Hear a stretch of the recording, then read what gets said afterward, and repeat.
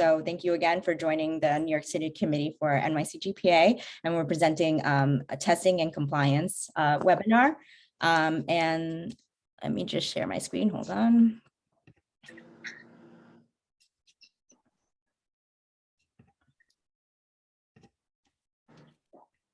All right, can everybody see that? Yep. Yeah. And all right, so we'll get started. I'm Vanessa Yee-Chan, and this is Nicole. Nicole, you, oh, sorry. Are you on mute? Sorry, Nicole, you want to say hello? Hello, everyone. I'm off mute, I think. So we're both co-chairs of the New York City Committee for NYCGPA. So we've been holding monthly events. We've been doing a lot of in-person events. This is our first actually webinar that we've been doing, all of them. So we've been kind of targeting a lot of the all the boroughs and stuff like that. So next month we're doing one in Dumbo, and September and December we're having additional networking events that where we're going to have the larger group as well. So this is kind of the agenda that we're going through today. It's going to be just the introduction, where we're doing right now, the panelist introductions, the testing, compliance, and then just an open Q&A. What I would love for everyone to do is to put any questions that you have in the Q&A chat so that we can address them at the end of the session. So about 10 minutes before, I'll watch the clock, but about 10 minutes before 7, I'll open up and answer any other last minute questions that weren't answered by the panelists during the conversation. Nicole, was there anything that you wanted to mention before we start doing the intros to the panelists? Yes, I was actually putting it in the chat, but I can mention it. I don't know how many people you have listed. Oh yes, I can see it's 25 people here.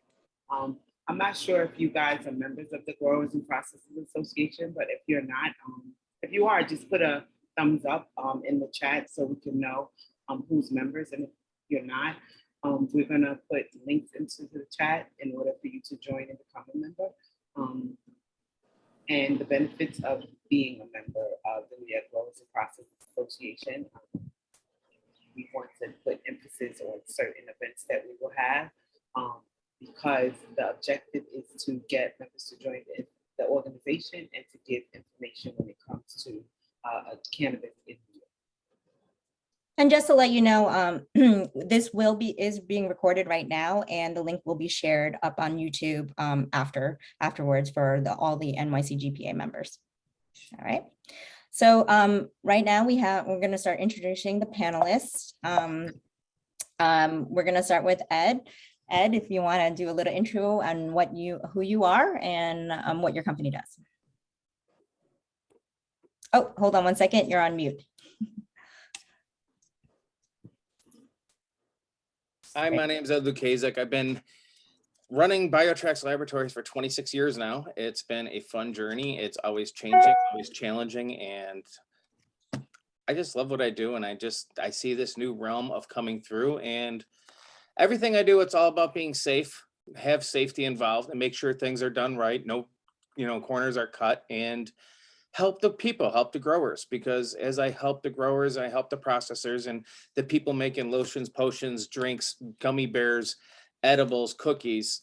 The more success they have, the more success everybody has. And then the industry can actually grow and get rid of the whole stigmatization that they actually have right now. Great. Sorry about that. We're gonna go back. And all right, so Leah, would you like to do a little intro for yourself?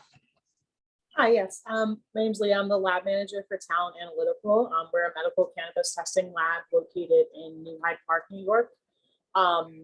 We've been testing for a little over a year now. I've been in the cannabis industry for over 5 years in New York. I started working at one of the medical ROs doing formulation and internal testing, and then branched into the third-party testing sphere. What drew me into that was really being able to ensure people have access to safe and quality cannabis. As a testing lab, integrity and quality of data is really important to us.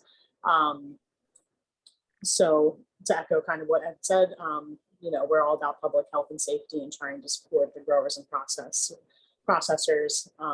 with quality. Great. All right. And Sheba.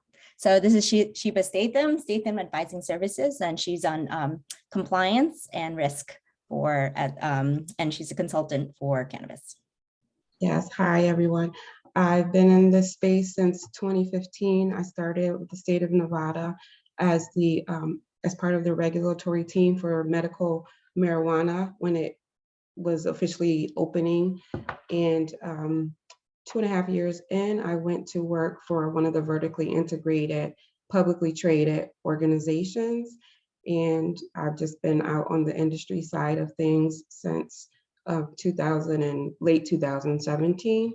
And as you said, I started my company in 2019, helping various cannabis establishment types with any and everything that you could think of, a regulatory, risk management, compliance related. So that's a little bit about me. Great. And finally, Tariq, he works at Flower One, and he's the environmental health and safety and quality manager there. Tariq, do you want to do a little intro on yourself? Yeah, hello everyone. Yeah, my name is Tariq. I'm a board certified safety professional, now working inside the industry for a year now. Currently, I'm with Flower One. We are the largest cultivator in Nevada. We have about a 450,000 square foot grow, 50,000 square foot lab, and another 50,000 square foot grow as well, indoor grow. So a big operation going on. Awesome. All right, guys. All right, so we're gonna start off with testing, and it's probably gonna lean more towards Ed and Leah, but if you guys have, Tariq or Sheba, if you had any additional comments after they answer the questions, feel free to jump in as well, okay? All right, so I don't know if you guys were able to go through the New York State regulations, but I don't know if there were any on the onset of this whole process and stuff like that, are there any major concern points that the new New York State regulations have issued for lab testing for you guys? Just top line kind of thing after the initial regs came out. Well, Leah, why don't you go take the head on this one, because you have been doing the medical testing.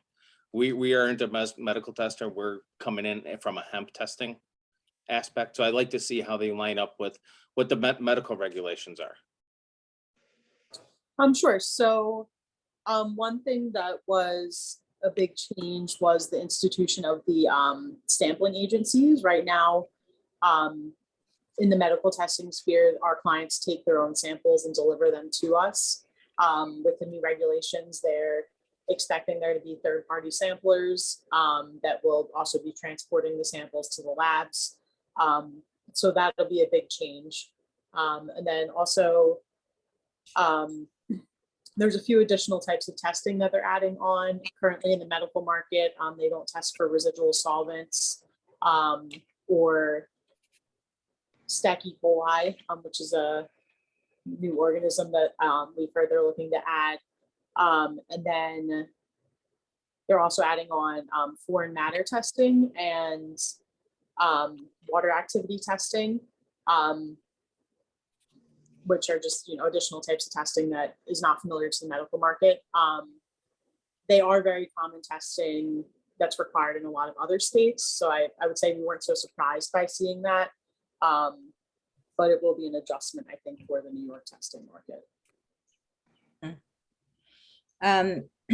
Do you need a medical license to provide a lab with a cannabis sample for testing? For us, we do not, because we're independent third-party hemp testing laboratory, and the sample we get is cannabis. We don't know if it's marijuana. We don't know if it's hemp. We are going to test it. We are going to give you a result, and we'll find out at the end. We're open to people on the street that want to walk in. And lately, what I've been looking at is getting fentanyl strips, because fentanyl is a big problem, not only on the streets, but what happens? Somebody brings us a fentanyl laced sample. It only takes a couple grains to get on you, and we have problems here at the lab. So I'm looking to actually getting fentanyl testing done besides, the foreign matter, because you could see it in foreign matter underneath the microscope. But a fentanyl strip could be a really quick, easy way to vet a customer that's coming in. Mhm. Leah, did you have anything to add to that? Yeah, so I know as of right now for medical labs in New York, we've been told we're not allowed to test adult use cannabis. We can do it for research and development purposes, but we can't do it for any like C of A that, say this is compliant with New York state regulations or anything like that. Mhm. Yeah. And were there any, I don't know if you've read through the regulations, are there any specifications on like, could you just test anybody at that point after this opens up and makes legal for adult use? Or will there be specific things that they would need to show to even get testing done? Right now, there's not anything in the regulations that says they'll require that. And kind of what we've heard through conversations with OCM is that their plan is to not require any sort of licensure for testing. So they want the home grower or, someone who got the cannabis from maybe not a legal source, they want them to be able to have access to testing too. Oh, absolutely. And I couldn't agree more, because you got to remember, out of the gate, people are going to start growing their own. I mean, look what happened with the craft beer. Everybody started making beer in their basement, and a lot of them made vinegar. I mean, so people, they'll try to do it themselves, and they will fail. They'll try it again, they'll fail, and then they'll come to the dispensaries and get the quality that they're looking for. But meanwhile, we have to have a way to make sure what they're doing at home is safe, because you got to remember, when you're in the business, you have controls, you have policies and procedures, SOPs. At home, you don't. You have a 4-year-old that might take Windex and pour it in your plant, and you don't know that. Yep. So when looking for a lab for your products, like as on the client side, what are things a client must look for? COA, DEA certified, test for shelf life and stability. What do you think a good lab would have and they would need in order to qualify and make sure that they are all in compliance? I would say the most important thing is having some kind of international standards registry. Like, we're ISO accredited, and a lot of people see ISO accreditation, but they don't look at the scope. There are labs out there that are ISO accredited for standard plate count and water activity, but they do 150 other tests. It costs too much money to put 150 tests on there, because you have to pay somebody to watch every single one of those tests, go through the SOPs. So they do it because of cost. Make sure you look at somebody, make sure they're ISO accredited, look at their scope, make sure the test you're getting done is on that scope. Not all tests are going to be on the scope, because like pH, there's no reason to put pH on a scope. Water activity, really no reason to put on water activity on a scope, because it's such an easy test. It goes into an instrumentation. Do you know what I mean? But as people go through, like all our allergens, our aflatoxins, mycotoxins, those are all going to be on the scope. All right, Leah, do you know off the top of your head what are the current labs? How many labs are certified to test for THC right now? I know you guys are kind of you guys are doing it for medical, correct?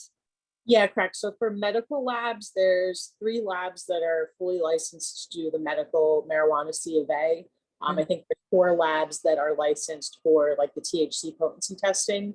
But then I know there's also like Biotrax, there's some other ISO 17025 accredited labs that do the hemp THC testing as well throughout the state. I'm not sure how many of those there are.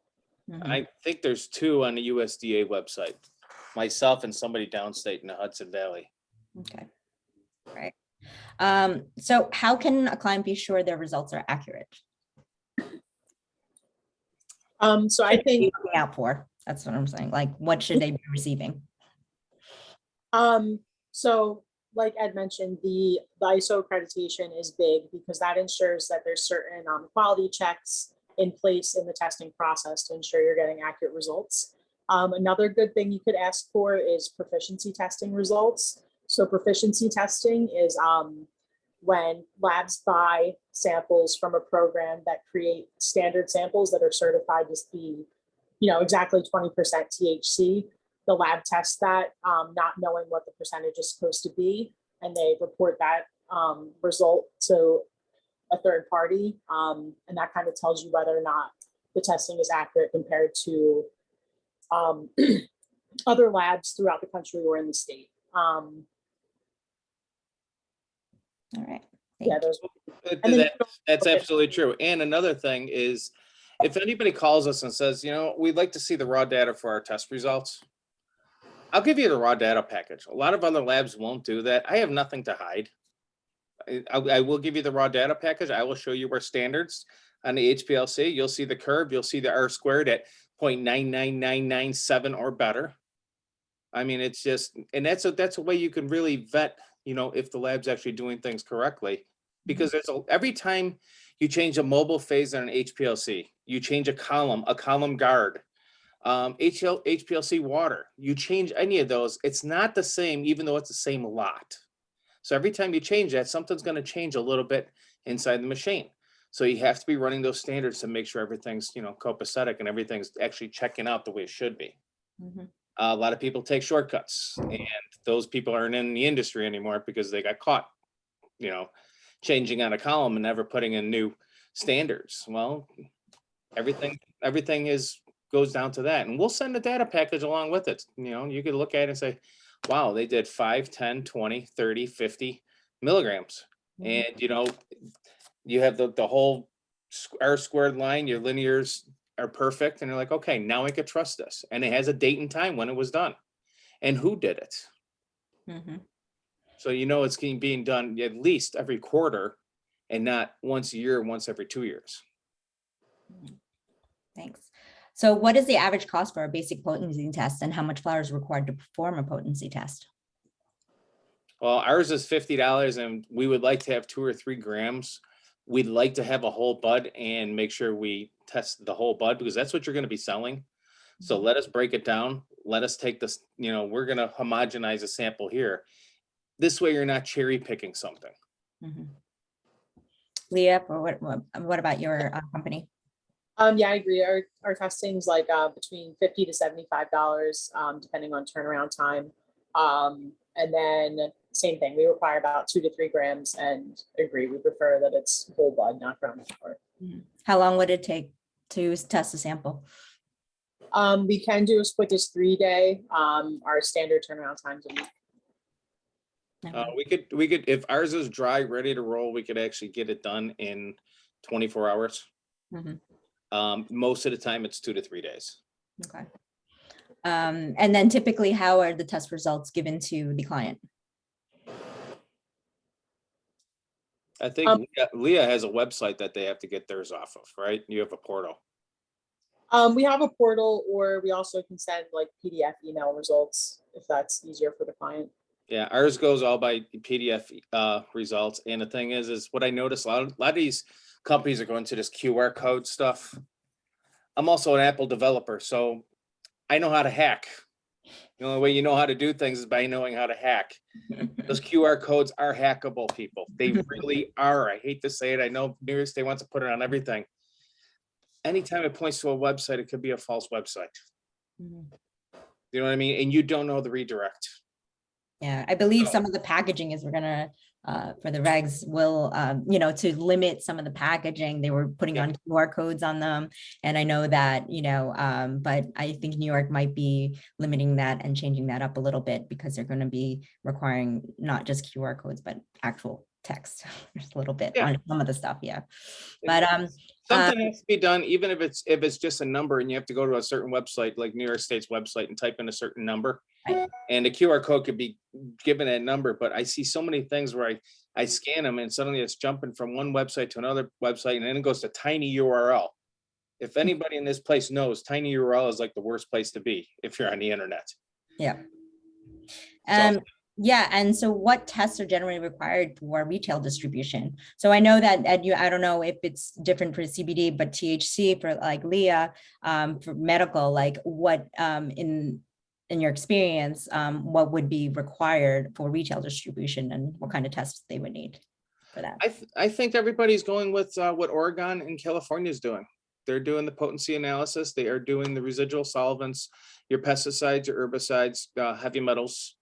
Terpenes is not a requirement, but a lot of people that are in the R&D departments like to have the terpenes because, you know, that's what a lot of their products are based off of. Mhm. So terpene values are going to be separated, but like the heavy metals and the mycotoxins and microbiology. Yep, I agree. It's going to be pretty similar to what you see in California and Oregon. All right. What is the difference between total cannabinoids and max THC content when performing potency profile testing? Well, we give THC and we give the cannabinoids. We don't combine the both of them. Mhm. They're actually separated. Some places are because some people don't know how to read a COA and they're hoping on that. But you know, I see this industry going from what it is now to a lot into the microdosing. And you know, that's where you're going to have your CBD, you're going to have your CBG, you're going to bring your hemp flowers and your cannabis flowers together, and you're going to start making blended like Turkish tobaccos and making the perfect blend for what people want. And people don't want to get stoned off their gourd anymore. They want to just relax.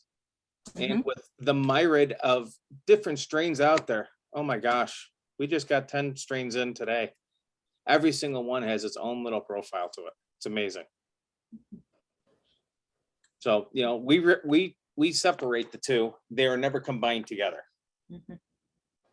And I think Leah does the same thing. You never. Yeah, I think for us, we always report separates. We do report like a total THC, which combines the THCA and Delta 9 THC, which is pretty typical for like flower products. And yeah, the biggest difference is usually for total cannabinoids, they're adding together everything like you just mentioned. Like they'll add together CBD, CBG, CBN, whatever else might be in there, just to kind of usually inflate what that number looks like.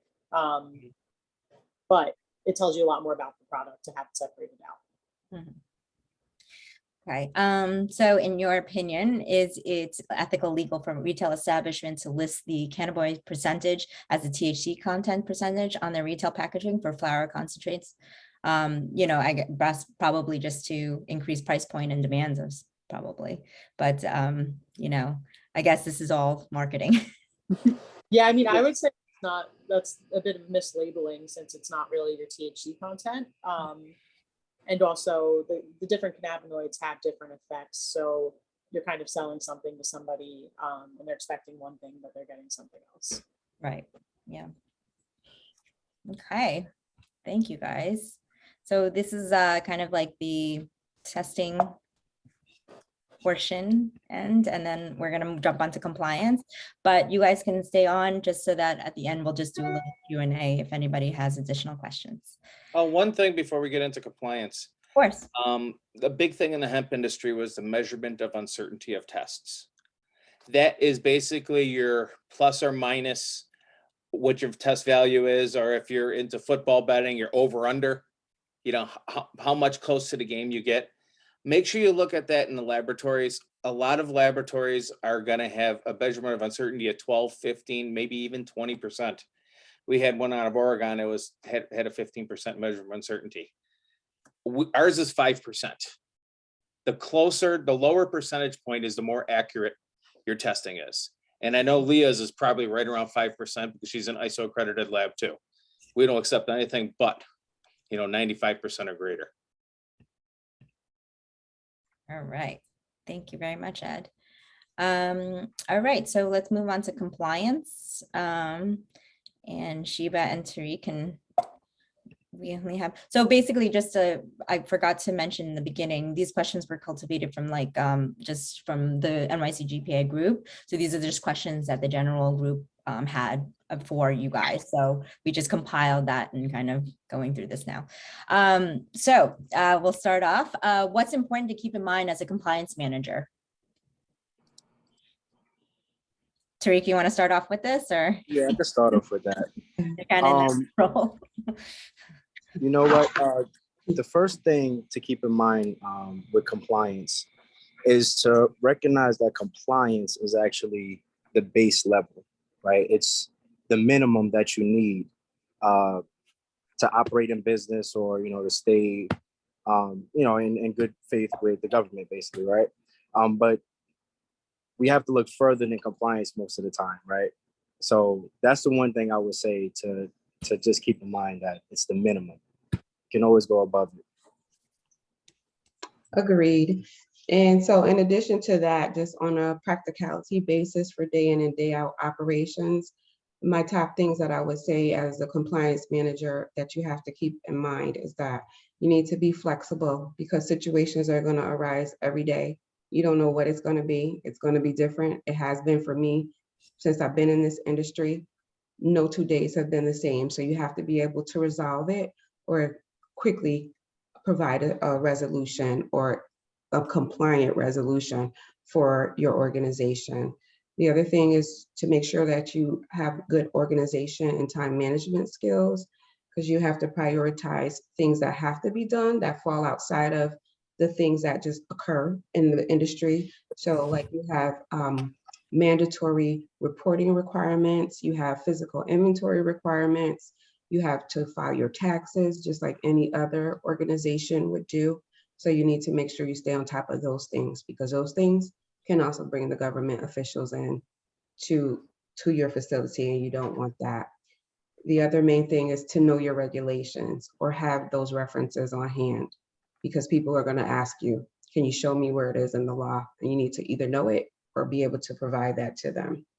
Other two side things that I would say is making sure that communication occurs with all or applicable staff when issues or just everyday duties arise, as well as making sure that people have their applicable training. So. Great. And so do you guys think it's important to have an SOP in place that like from the get-go, as far as developing a comprehensive SOP for compliance and communication to staff? Well, when you talk about comprehensive SOPs, you want to make it so that employees can follow them, right? Because SOPs are just as good as they're being followed. Mm-hmm. So if you don't have something where it's step A to Z that's very simple, then they're not going to be followed, right? And then we're going to start to skew away from the SOPs, and then you're looking at quality issues, you're looking at compliance issues altogether. Mm-hmm. So. Yeah. So is there something where, I mean, I don't know if how practical it is, but there's a practical SOP and a more official SOP that you would want to employ. Yeah. You know? So you have to kind of separate out the two SOPs. Like one is like, this is what happens if this, this, and an employee can follow, okay, these are the steps, versus something that you can give when you get an audited or a violation where you can present to them. You could always have a cheat sheet. Yeah, absolutely. Remember, when you write an SOP, write it like when we write SOPs, I actually bring my cousin in who has no scientific natures whatsoever. And I say, do this test. Good idea. If they can if he does the test and it does it correctly, I know I written the SOP right. Yeah. So when you're writing your SOPs, do the same thing. Have a family member, have somebody else that's not even involved, take a look at it and look for the questions. Yeah. And then put the cheat sheet up on the wall. That always works. That's right. So you guys all said the same thing that I would say as an ex-regulator and as a consultant in this industry. That's exactly what I tell people to do. You have those three things. You have your checklist, that's your cheat sheet on the wall. You have that SOP that I could come in and do because I don't know this job. And then you have the one that you give when you need to give it to the regulators, because you're looking and you're addressing different things. And it's good to have the reminders. So absolutely agreed. Right. And then what kind of system and tools we need to have in place to make sure the company is in compliance? So what kind of software or systems do you recommend to have in place in order to facilitate compliance? Using technology to kind of make sure that compliance is, upheld. Sure. Go ahead, Tariq. You can start. No, I was going to say there's a few good ones out there. Specifically, there's this one guy, David White. I'll get his email address for you, but he runs a company where they have a software that if you make your SOP and then you update your SOP, it automatically tracks what the update is, because that's another part of it, right? What's the old version? What's the new version? But really, I just started using like a simple, like a job form, they call it. And what I'm able to do is get the employees to go through the SOP as a checklist while they're doing their work, right? And then the quicker we get that recorded, we get that data in, you know, that's what's going to matter at the end of the day, the submissions, right? So, you know, just use something quick. You know, Microsoft Word, you know, it's not much that you need to have. You don't need to spend a lot of money. There's a lot of companies that are charging a ton of money for things that you could use just with Microsoft Word, to be honest with you. And Sheba, what do you? Yeah, I agree with him, but it also depends on the size of your organization as well, you know, because the bigger the organization is, I always going to say, if you can afford to, and it doesn't mean spend millions and millions of dollars, it's just whatever you can actually get a good contract with someone who's going to actually follow up and be the support when you need it. That's what you need to have in place. So there's some people, I'll say, they can run their businesses with Excel sheets and logs, but then there's people that are really huge and they have a lot of volume and a lot of moving parts, and they really should try to get as close to an ERP system as they can. And unfortunately, to date, I haven't really seen a thorough ERP system for cannabis, but there's some out there that do a pretty good job. And if you can get one of those companies to come and assist you and make sure that it's built correctly, then absolutely you're gonna utilize that, and you should utilize that.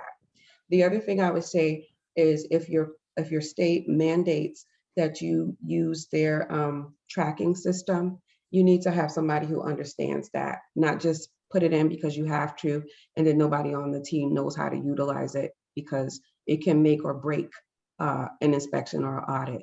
So you have to be in line with your internal system and the state mandated system. So, yeah. Just thinking about it too, the closest one I would say, Acumatica. They kind of specialize in, you know, cannabis right now. They have a whole section just for cannabis. So yeah, Acumatica. Great. And Tariq, it would be great if you can email me the David White and that information afterwards, and I can share it with everybody afterwards, after the webinar. So how do you reduce risk when operating a cannabis facility? I guess this is a really open-ended question, obviously, because we're talking to a lot of people who are retailers, who are processors, who are growers. So I know that this is not an easy question to ask, but what do you think is the most like top 3 things that you think that when, you know, to reduce your risk and you know, when operating any type of dispensary or, I mean, sorry, cannabis facility? Benchmark. Benchmark. Look at you know, look at the other people around you, right? That's how you get a lot of your information. Okay. My top 3 things would be, first of all, make sure your product is not visible outside of that establishment. I don't care what kind it is, because somebody is going to try to get that product, even though it could be just, you know, it could be it's just garbage. Like, it could be nasty. They'll still try to get it. So that's one thing. So that kind of goes with the security, keeping everything secure. The next thing I would say is making sure you understand and know how much inventory you have on hand, whether you do that daily, whether you do that weekly, but you need to do that in a very consistent manner. And I wouldn't say wait a long time to try to understand where your inventory levels are, because that's where things can go really wrong. You could really experience, you know, all kinds of things, not necessarily theft, but it could look like theft, and it could be theft. So that's the other thing. And then, of course, as I said, training. Gotta have that training. So. Right. What software do you recommend to track product in case you get audited? So I guess inventory management, things like that. Any type of software that you guys would recommend, you know, that you've seen in the industry that works well when tracking, you know, any, you know, for theft and things like that, you know, or auditing? There's a few different programs that I've seen. Tariq just mentioned Acumatica. LeafLogix also does a really good job. There's Biotrax. and like I said, if you're very much at the bare minimum, at least have your Excel sheets and your logs and keep your SOPs, because it'll help you get out of trouble. Even if you're doing something wrong, if you can explain it, if the government official comes in, they can see that and they know that you're following processes and procedures and you're just not winging it and things are not going out the side of the door. And even if there's a little thing that needs to be corrected, you're gonna get a lot more grace and understanding from having those SOPs to show. So those would be my suggestions. Okay.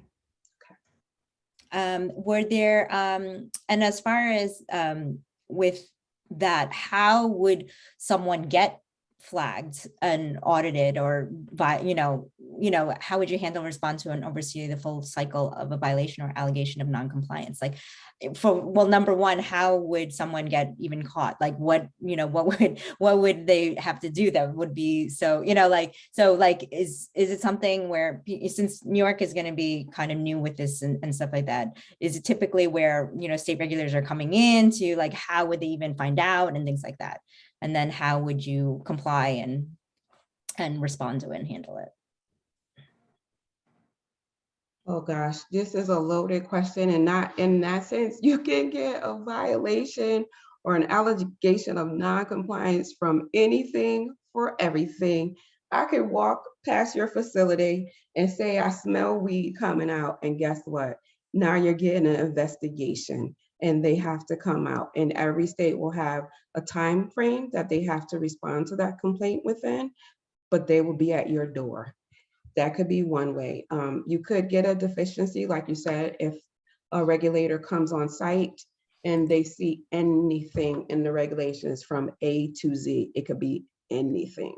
It could be a box on the floor that a regulation says it has to be 6 inches off the floor. That's an SOD or a violation. It could be, I don't have my agent card, if that's mandatory, or my ID that shows that I'm an employee at that establishment, depending on the state. That could be a violation. So you run the gamut. So the first thing is to understand what that violation or allegation of non-compliance is. Identify it. See if you have an SOP for it. If you don't, create the SOP. Then you're gonna go through, I had to write it down because I didn't want to forget anything. You're gonna provide training to the staff to make sure that they understand what was identified, make sure that everybody understands what the requirements are and that they're adhering to that. Then you submit your plan of correction to the government agency, and it'll tell you what changes you made, who was trained, when that training occurred, and that the facility is in compliance as of that date. And then you'll provide that. And if they ask for, or if you need to provide photos, you will do that as well. So it could be as quickly as a government official could say, I'm giving you 3 days to provide this, to 10 days, to it could take months if there's portions that are going to be completed by that date, but you need additional time. But you have to reply to that, because if you don't, it could lead to other things like fines, penalties, and you want to avoid that as much as possible. Yeah, makes sense. Yeah. Tariq, anything else to add to that? Oh, I think he might have jumped off by accident. It's okay. All right. So, as far as getting, so I'm just throwing in some questions here. As far as preparing for opening any type of, dispensary or whatever, or a facility, when do you recommend setting up the SOPs? And is it something that, if you're not familiar with doing, is that something that you can contract out, or how does that typically work? Yes. So yeah, SOPs can definitely be created, at any point in time, even in the very beginning. In a lot of states, you had to submit your SOPs as part of your application process. So there's a basis to start from. And obviously you're going to tweak that as you get things up and going. So that could either be a change to that SOP, or actually the development of new SOPs. And yes, and you can contract it out. You just want to make sure that those SOPs are applicable to what you're actually doing in your facility. Mm-hmm. Yeah. Mm-hmm. Yeah. Right. Yeah, Tariq, I think we lost you for a second. I don't know if you've ever been to Las Vegas, but my phone overheated outside. I can imagine. It's So hot. I missed the question. Oh, no, I just wanted to, was there anything else you wanted to add to the last question that Sheba had, but also just your recommendation on when people should start developing their SOPs? She was saying that SOPs are typically put in the application, which most people know, as you know, but also how, is it something that if you're not familiar with, that you can contract out and things like that? Yeah, absolutely. One thing about, having to start your business with SOPs, you kind of just pencil whip it through, right? You kind of just get it out the door so you can start. And like she said, SOPs are not followed a lot of the times, right? So you really have to make sure that your SOPs are reflecting what you're doing as a business day to day in your operation. And you got to audit your SOPs, right? Hold it in front of you, watch the employee, what they're doing. And, if they might be adding new things because they find efficient ways to do work, right? So if there is a more efficient way, update the SOP. And if they're not, you have to hold people accountable at the end of the day, right? For not following SOPs too. So yes, you have to be strong on SOPs, and they have to be, they have to reflect what you're doing for sure. Right. All right. So I think that's pretty much it. Was there anything else that you guys wanted to add before we move into Q&A a little bit that you may have that you wanted to share with us? Any about your experience and anything else that people need to keep in mind when entering into the cannabis space and, opening up their own businesses? Be compliant. If you don't know what you're doing or you have no interest in it, hire a compliance manager or risk manager, safety manager. Hire the professionals that know and love it and keep you out of trouble. You want to sleep at night. If you want to sleep at night, it's definitely worth it. That's for sure. Spend the money on, like Sheba said, safety and, the professionals that actually are here to do this, right? So. All right. Question, Vanessa. Yeah, go ahead, Nicole. It was in regards to testing and compliant. Ed, Yep. if you can just explain, and oh God, I can't remember her name. I can't see anyone who it is, but she's one of the panelists as well. Oh, Leah? Yes, Leah. I'm sorry, but can you explain for that $50 to $75 that's just the basic test, and that the other tests, what those fees could possibly look like, because we don't want to mislead people thinking they can send in $75 and get a test when it's just going to be of one or maybe just the cannabinoid profile. And also, I was unaware what ERP was, and this one is to Sheba. Can you tell me what those acronyms stand for? Hi, so sure, yeah, I can confirm, yeah, the 50 to 75 is just for a potency test. For like a full C of A, I think our price point is around $800 right now. Something like terpenes testing, I think, is around $250. And then, we have different price points for like the metals, micro, things like that.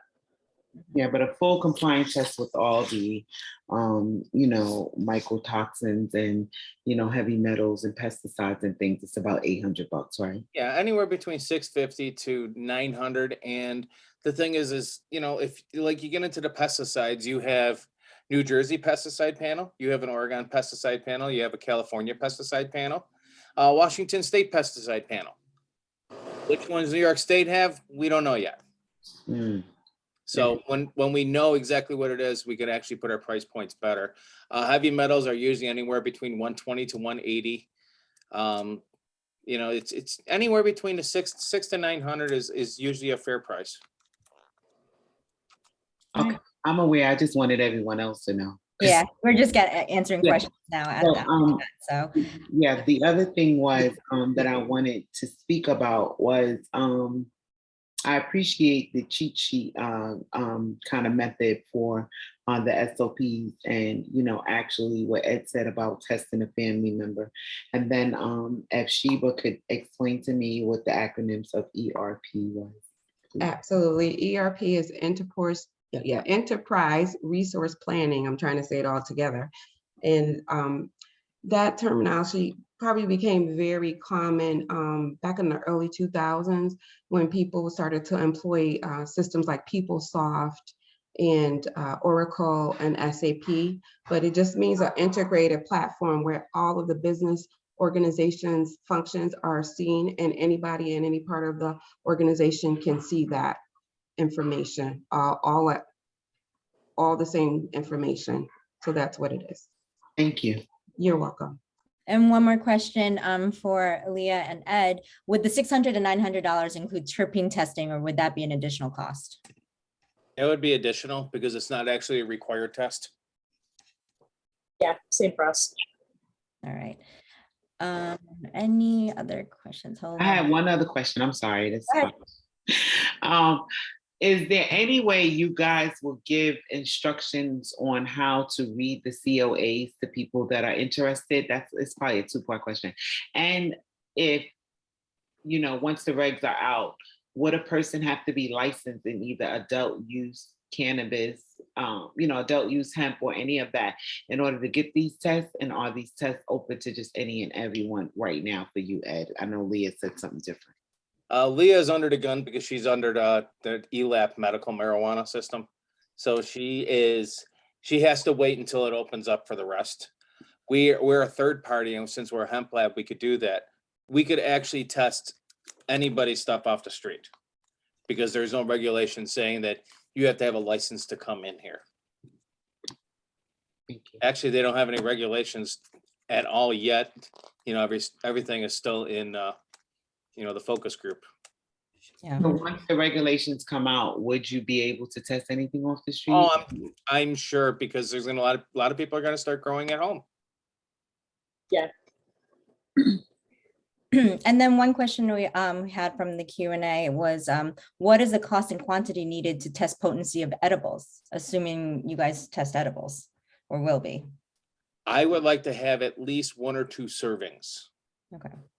And the reason being is with an edible, a lot of times when we go into an edible, we will try to do the extraction one way and it won't work. So let's say we do a gummy bear with methanol, and the methanol, it doesn't extract in it. So we have to do a water extraction on it and then do a acetonitrile methanol mix extraction, a secondary extraction on top of it. You got to melt the gummy. This way we have something to work with coming back. Mm-hmm. And most of your edibles are lower in THC anyhow. It's not like you're giving away the farm. Most of it's pretty cheap to make anyhow. And what if as far as cost for that, would that be similar to like a full panel for that? Would that be also similar to the 600 and 900 price point? Yep. Recording? Mhm. Okay. Yeah, the only thing you're gonna have is some of the labs are gonna bang you for $30 more for the extraction because it's a more intense extraction. Where if you're doing flour, you're taking flour, putting it into methanol, and you're putting your salts in and doing your extraction. With edibles, you have to break it down first and then put it into extraction. Yeah. Sometimes using like a grinder. Yeah, that makes sense. All right.